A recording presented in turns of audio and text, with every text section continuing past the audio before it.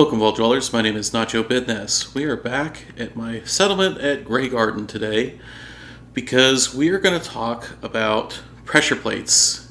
Specifically, pressure plates as triggers for settlement traps.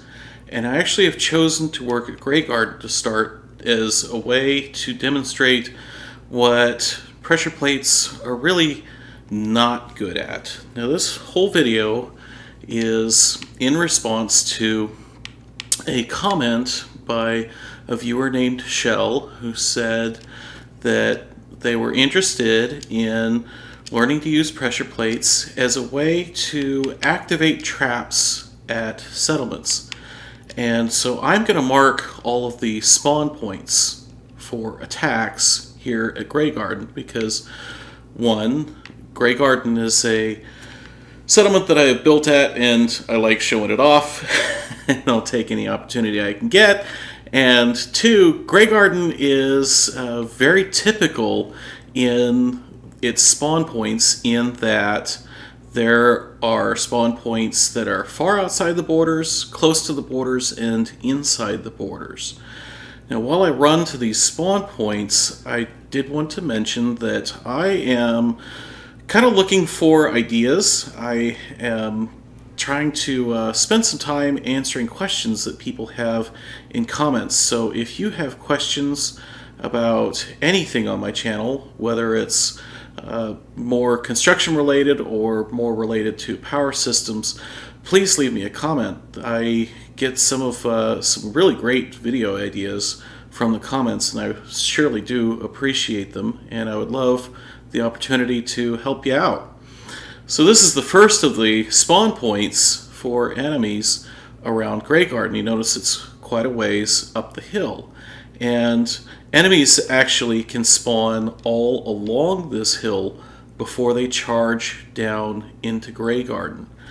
The next spawn point is over here and is actually inside the settlement border.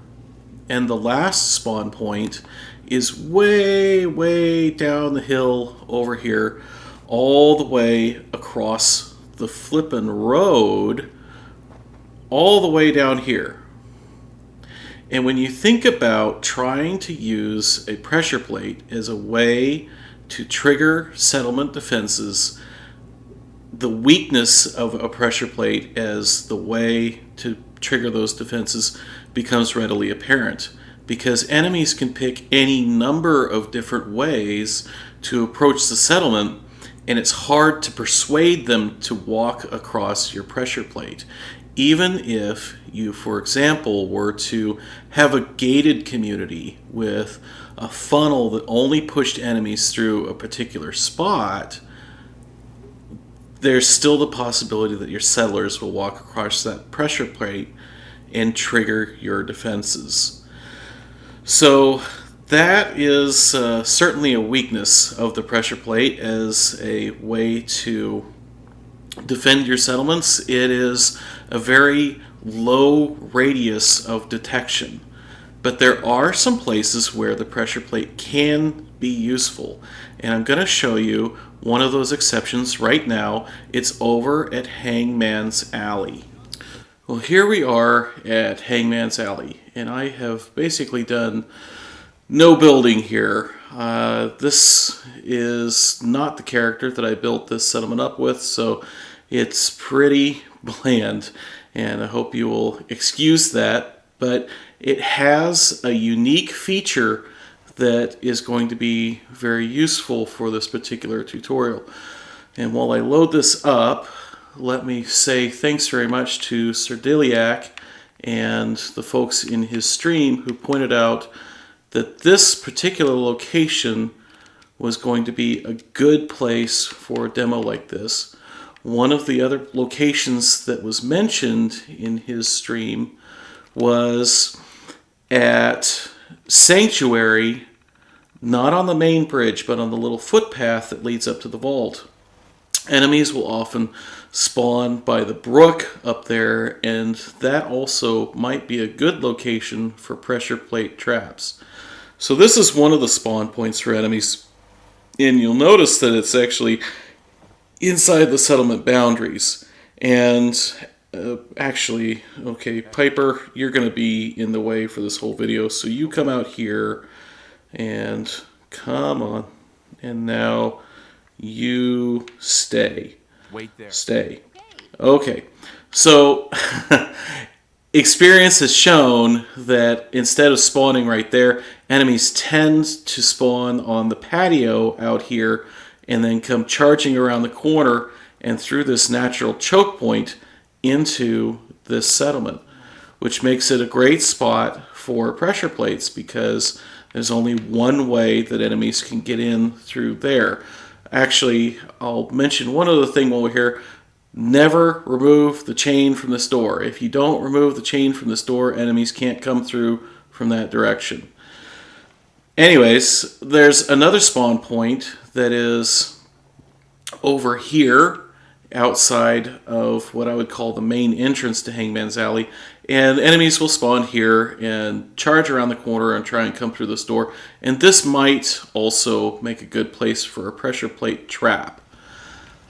But the one that we're going to build is back in what I would call the riverside entrance of this location. And we're going to do this in as vanilla a way as possible. And that is largely because I don't know if Kjell uses mods or not. And also because as much as I can, I like to produce content that is friendly to vanilla players and PS4 players. A bigger audience is always better, right? Of course, I say all that while I'm waiting for the build mode to load, staring at this generator that is on the wall up here that I have used the tilt function out of place anywhere and just shoved it up on the wall so that I could have it kind of out of the way because my staging area was getting a little small. Let's get this settler to maybe come over here and hopefully just stay out of the way for just a minute while we get our pressure plates down. And we're just going to go. My menu structure may look a little different from yours, but pressure plates are in the vanilla game located inside of power and connectors and switches. And if we place this middle one kind of just right, the other two will snap right to it. So there we go. All right, I got lucky on the first try this time. Okay, so the next thing that we want is we need to get some power over to our trap setup. So I'm just going to put a conduit on the wall here and go there and get some power to that. And I'm also going to put a manual switch here. And the reason I do this is so that I can decide whether or not these traps are going to be armed or not. After all, another weakness of pressure plates is that they can't be taught to recognize settlers versus enemies, not the way that a tripwire switch can. So this build might actually be better if you're turning Hangman's Alley into a player's home with no settlers running around. And the next thing that we're going to need is we're going to need to route some power. And because we're doing this vanilla, we're going to use rug glitches and pillar glitches to do this. I've already set up a number of these things already, just because watching me do this 8 times in a row would, I don't think that would be terribly entertaining. So just going to do this this one time. If you're not familiar with it, you can basically stack up 3 rugs like that, and then we can go over into power. And I'm going to grab one of these little white connectors out of the Voltec workshop just because they're a little bit smaller and a little bit easier to hide. And now we are ready to actually, let's go ahead and get 2 more of these things kind of over here and staged up and ready to go, and hopefully far enough away that when I group select them they won't accidentally grab more than I am looking to grab. And just in case, I'm going to kind of pull this turret back over here. And let's see, we need power from that switch to this conduit, and then we're going to wire that conduit to a pressure plate. Now, the other thing we're going to do is we're going to wire this conduit to these other two, just because this will help hide these wires under the ground. I think it'll become clear as the build progresses what I'm talking about here. So we'll go here, and we get one here. So what we've got now is we've got each of these pressure plates hooked up to a conduit so that it's going to have some input power, and actually we can actually look at these and see now that these red lights are on, and if you step on one, that red light turns green, showing that the pressure plate is closed and the switch is on. Next thing we need to do is we're going to hide all of these wires underground, because, well, if there's wires hanging out there, that just doesn't feel like as effective a trap, right? Now, I have found that the post out of the wire fences is really more useful for hiding these things than the concrete pillar. So I like to use this post, and if we just set it next to one of those rugs and group select, what we can do is, now it's important, I'll go back here, it's important that we do this in the right order. I want this first conduit that's coming off the switch to be close to the wall so it helps hide the wire. So I'm going to grab that one first. I'm just going to kind of go in here and more or less line up the conduit on top of the conduit for the pressure plate. And then on Xbox, I hold A and left bumper, and then I can just sink it straight down. Not sure what the exact combination is on PS4 or PC, but I'm sure that anybody who's watching this video probably knows that combination for their platform by now. Now the next one that I want is this one that is hooked to that middle pressure plate. So I'm going to group select here, and okay, it's not one to sink, so I can put that on some level ground and kind of sink that just a little bit, and there we go. And this is why I had the other two conduits off the first one instead of the wall switch, because that way the wires are all underground. So we just kind of get that as deep as we can, and see there, it's completely hidden. If I had that little white conduit on the ground come off of this wall switch, there would be a wire coming from the wall switch right through this place where characters are supposed to walk. So the last one, just grab this and kind of get it into the ground a little bit before we group select, and then, oh, I wasn't close enough.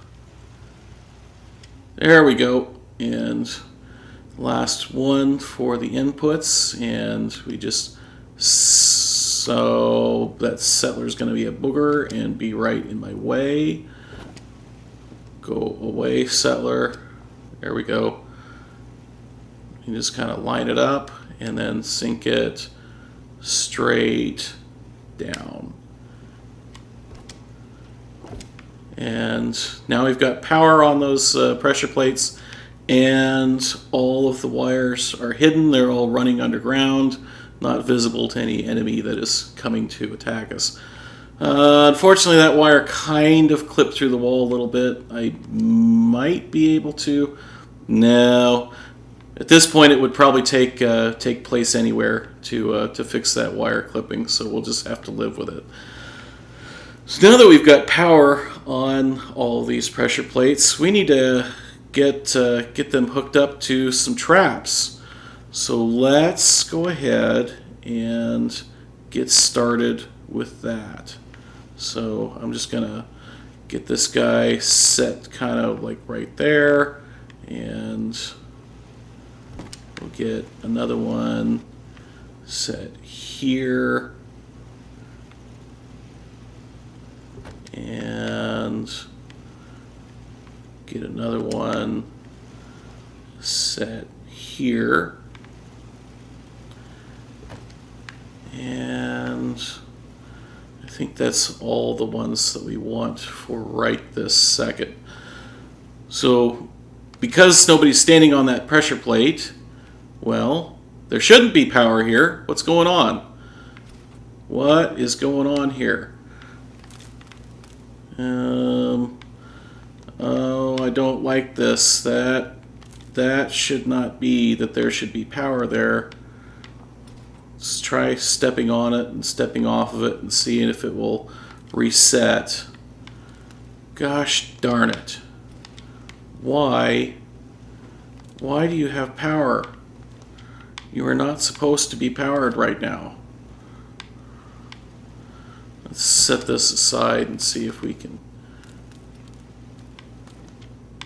That is very irritating, because if there's power in this circuit, then, well, now that's interesting. I'm not sure what just happened there, because when I grab that wire, there's sparks on it like there's power, but I hook it to this conduit and then bring another wire off of it, no sparks. We may be having a bit of a glitch right here. At any rate, what we've got here is we have 3 pressure plates that are gonna, oops, accidentally put that too close. Try and angle this like this so we can get the last bit of power on it. So we've got 3 pressure plates that are going to 3 conduits, and we're going to have power coming off of these conduits. So we also want to hook all of these conduits together so that if any pressure plate is tripped, these will all have power. That will become important because we want any pressure plate to trip all of our traps. So I'm going to go ahead and get this guy hooked up to, I guess we'll say this one on the left here, just to make sure that we always are able to access that power that's coming off of the pressure plates once they are tripped. And now we can go ahead and get started hiding the output wiring from the pressure plates. So just like we did before, we can kind of line that conduit up with the connector on the pressure plate and then sink straight down. And there we go. And we can get the next one here.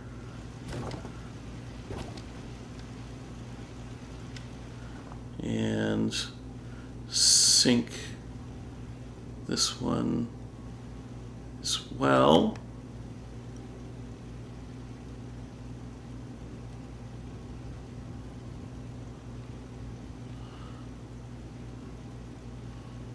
It doesn't quite want to go as deep as I want, so let me raise this up a little bit before we start sinking. And now we can try this again.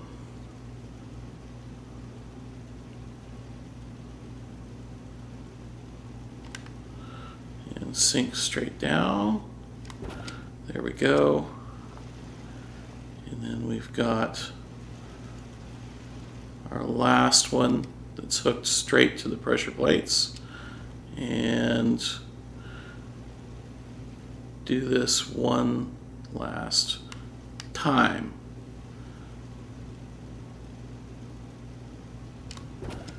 There we are. Now there is a wire that you can see that's kind of coming out of here, That's okay. We're going to hide that here in a minute. Actually, while I'm thinking about it, let's go ahead and get this one hooked up as well. This is going to be the last one that we need. And we can do the same thing again, except actually, so now that we're going to actually start hooking traps to this, I'm going to go ahead and exit the build mode and turn the power off to my little gadget here, because I don't want to accidentally set off one of the flamethrower traps or have one of my settlers incinerated on accident or anything like that. Okay, so next thing I'm going to get is I'm going to get a flamethrower trap. And I'm going to put it more or less in the final position that I want it. I'm going to point it at any enemies coming down the road there and hook it there. And whoop, this is too close. There we go. And now I can do the same trick again as far as hiding my conduit, although I'm too close I can't really see. Let me back up here. And that's popping up a little high. Let me get that pillar out of the ground a little bit more. There we go. So I can just kind of center that conduit up below the trap, and easy peasy. So hopefully you're able to follow along with what I'm doing here. I realize that with all these invisible wires, maybe it doesn't make for such a good demo. But what's going on is, oh my, that wire is visible, and I don't want a visible wire like that. And it also appears that we might be under attack. Oh man, Fallout 4 problems, I guess. At any rate, if I had sunk that a little bit lower, that wire would be invisible now. Unfortunately, at this point, if I try to recover it, I'm going to end up messing with my staging area here, and I don't want to do that.